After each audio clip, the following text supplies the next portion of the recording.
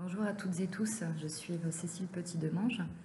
Je ne peux pas être présente avec vous aujourd'hui car je suis à N'Djamena, au Tchad. J'effectue un travail de terrain dans le cadre de mon post-doctorat sur lequel je reviendrai après. Donc, raison pour laquelle je ne peux pas être présente avec vous aujourd'hui. Néanmoins, l'on m'a demandé de répondre à quelques petites questions pour cette remise de prix. Je remercie encore chaleureusement les membres du jury de m'avoir accordé ce prix par la même occasion.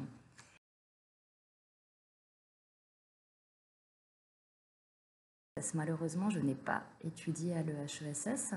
J'ai fait mon master à la Sorbonne, à Paris 1. J'ai un master études africaines, en mention sciences politiques. Et c'est à la fin de ce master que j'ai contacté Fabienne Samson, qui est ma directrice de thèse, parce qu'on avait des centres d'intérêt plus ou moins similaires et je voulais travailler avec elle. Donc Fabienne, en fait, m'a accompagnée tout au long de mes démarches pour décrocher une bourse doctorale que j'ai enfin eu la chance de trouver à l'Université de Genève en tant qu'assistante du master études africaines. C'était un tout nouveau master qui se lançait à l'époque et qui me permettait de m'inscrire également en thèse. Donc c'est une thèse en co-tutelle entre l'Université de Genève, où j'ai été dirigée par Didier Péclar, et Fabienne Samson à l'EHESS. Je tiens à remercier Fabienne ici pour sa détermination et sa patience dans toutes ces longues années d'accompagnement.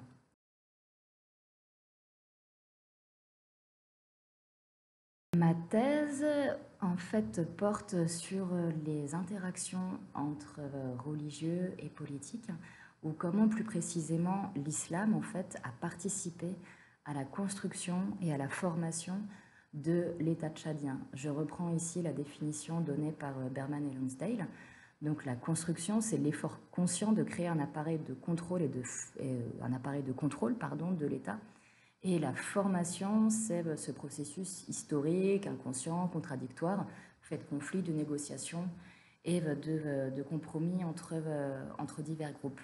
Donc j'ai voulu montrer en fait comment le politique fabrique le religieux et comment le religieux fabrique le politique à différentes en fait échelles d'analyse ou différents sites d'observation.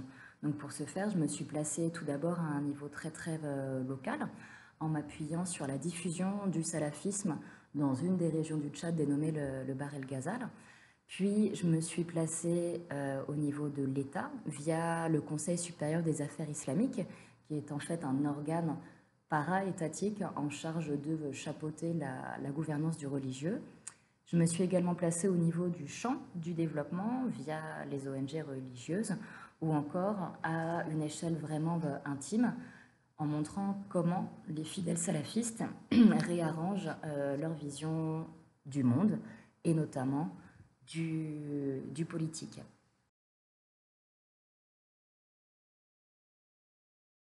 Pour plusieurs raisons. Tout d'abord, il y a un focus actuellement des études. Enfin, d'une part, il y a très peu d'études en fait scientifiques sur le Tchad. En tant que tel, il y a énormément de littérature grise des ONG, mais en termes académiques, le Tchad est encore largement en friche, quand bien même depuis quelques années, nous avons des études sur la trajectoire des hommes en armes, sur les dynamiques de Boko Haram au lac Tchad. Mais justement, je voulais moi sortir de ce focus sur la région du lac Tchad et sur le risque terroriste pour montrer en fait qu'il y avait d'autres manières de vivre l'islam au Tchad qui étaient mises à l'écart ou en tout cas qui étaient peu éclairées. Je n'ai pas cherché à démontrer dans ma thèse qui était terroriste ou qui ne l'était pas. Je ne me place pas dans une vision normative, mais j'ai voulu en fait faire un pas de côté pour aller au-delà de la violence et regarder comment l'islam dans ses multiples déclinaisons, se pratique et comment plus précisément il interagit avec le politique. En gros, pour reprendre une expression de François Burgat, derrière l'arbre islamiste se cache une forêt de pratiques et de discours que je voulais contextualiser. C'est pour cela que je parle des islams et non pas de l'islam. Je ne me place pas dans une perspective théologique, mais justement dans une démarche anthropologique ou encore sociopolitique qui vise justement à analyser la mise en pratique des discours religieux et les conditions de leur production.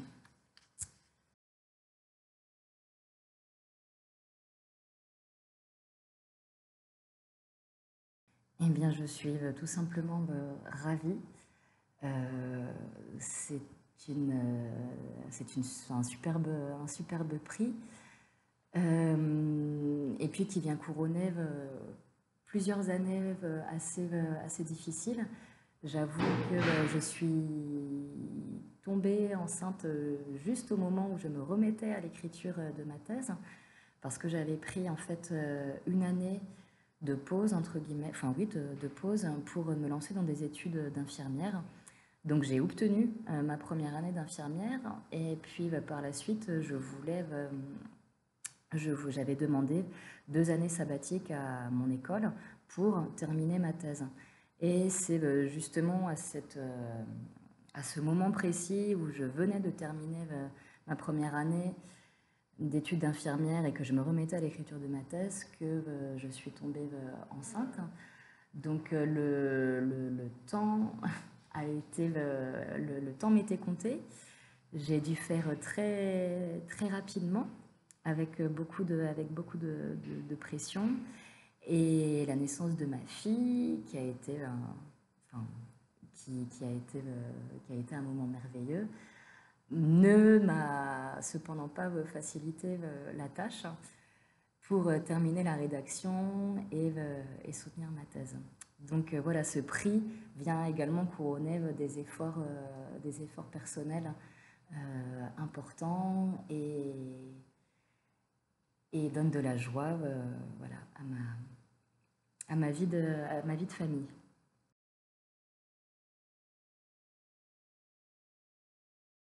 Je travaille actuellement dans le cadre d'un postdoctorat pour un projet ANR dénommé Rima, du nom d'une joggeuse algérienne qui s'était fait agresser par un homme dans les rues d'Alger parce qu'elle courait, elle faisait son jogging pendant le ramadan.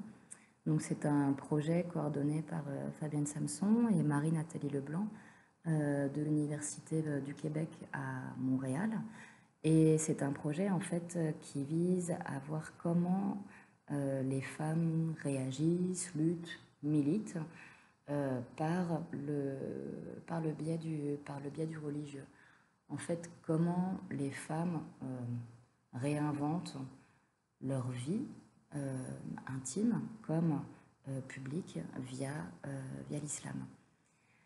Donc je suis à N'Djamena depuis janvier dans ce cadre-là. J'ai fait différents terrains qui ont mené à la rédaction de 2 articles, un 3e également en cours de rédaction.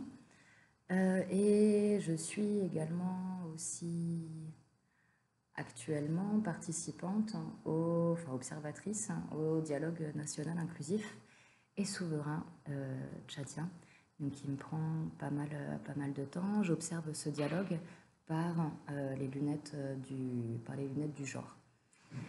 Et puis j'ai également en fait reçu en parallèle du prix de thèse de l'EHESS le prix des études africaines, le prix décerné par la Société en fait des études africaines, qui me permet de publier ma thèse aux éditions Cartala.